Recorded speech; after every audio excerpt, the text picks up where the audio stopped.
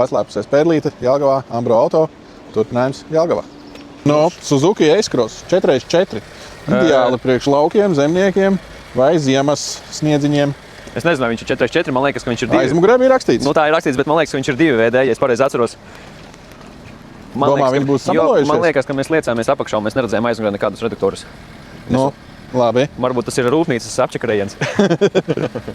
Bet tā, 18. gada aparāts un pats galvenais skaties, viņš ir 1.4 benzīns ar 4 cilindriem. Un kas vēl ir?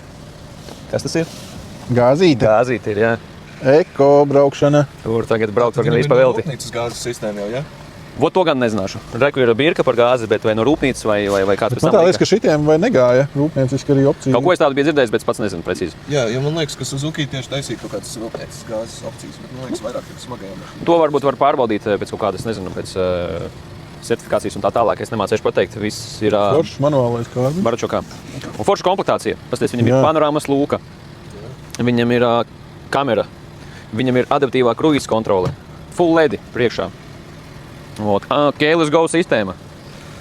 Tādai mašinai, man liekas, ka tādas opcijas Jā, parasti šiem Suzuki tās komplektācijas nav tik bagātas. Noteikti, ka ne. Nu, vismaz tagad skatoties mūsu Viņam ir arī lādiņa. viņš ir vienīgais ar tādu komplektāciju. Jā.